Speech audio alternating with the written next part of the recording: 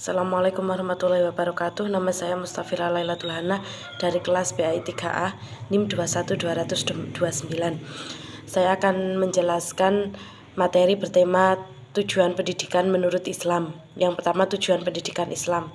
Zaglul An-Nazar mengemukakan bahwa tujuan pendidikan Islam adalah untuk pembinaan manusia yang soleh agar tercipta masyarakat yang baik, yang mampu membantu manusia mengimplementasikan misinya dalam kehidupan ini. Yang pertama, tujuan pendidikan Islam secara universal.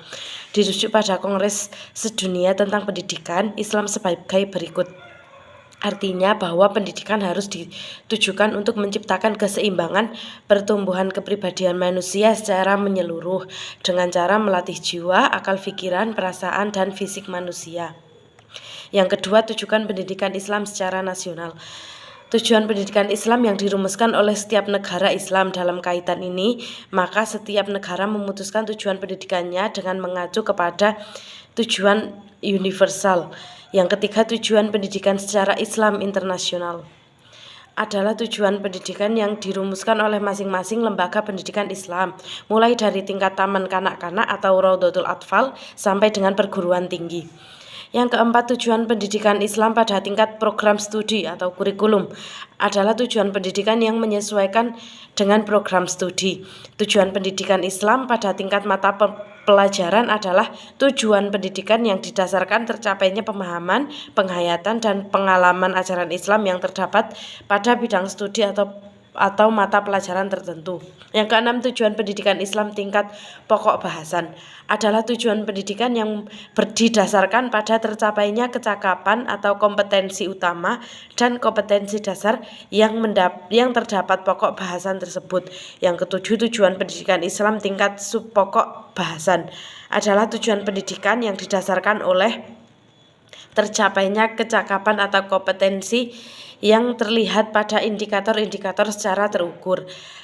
Dari beberapa uraian tentang tujuan pendidikan Islam di atas dapat dikemukakan bahwa pendidikan Islam harus memiliki lembaga pendidikan yang berkualitas dan dilengkapi oleh sumber daya pendidik yang kompeten. Yang kedua, tujuan pendidikan Barat. Tujuan keduniawi sebagaimana menurut pemahaman pragmatisme dan yang mempelopori oleh John Dewey dan William Kilpatrick adalah diarahkan pada pekerjaan yang berguna untuk mempersiapkan anak menghadapi kehidupan masa mendatang.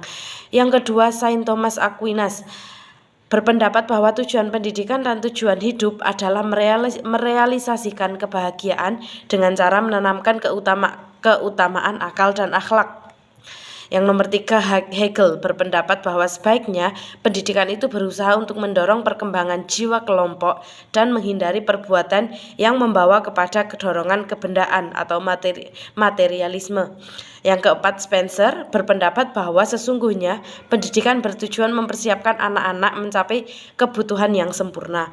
Yang nomor 5, Thorndike memberikan pengertian terhadap tujuan pendidikan, yaitu adalah membentuk manusia agar mencintai segala sesuatu yang benar dan mampu mengendalikan hukum alam dan lingkungan. Tujuan di atas berbeda-beda karena berdasarkan atas kehidupan bangsa-bangsa dahulu sesuai zamannya. Yang nomor 3, perbedaan tujuan pendidikan Islam dan Barat. Tujuan pendidikan nasional terdapat dalam Undang-Undang Nomor 20 Tahun 2003 tentang Sistem Pendidikan Nasional sebagai berikut. Membentuk manusia yang beriman, bertakwa, berakhlak mulia, berkepribadian sehat jasmani dan rohani, memiliki rasa seni serta bertanggung jawab bagi masyarakat, bangsa, dan negara. Dalam rumusan ini mengandung nilai-nilai Islam yang terobjektivasi, yakni ajaran Islam yang telah bertransformasi ke dalam nilai-nilai yang disepakati dalam kehidupan nasional. Sekian dari saya, kurang lebihnya mohon maaf. Wassalamualaikum warahmatullahi wabarakatuh.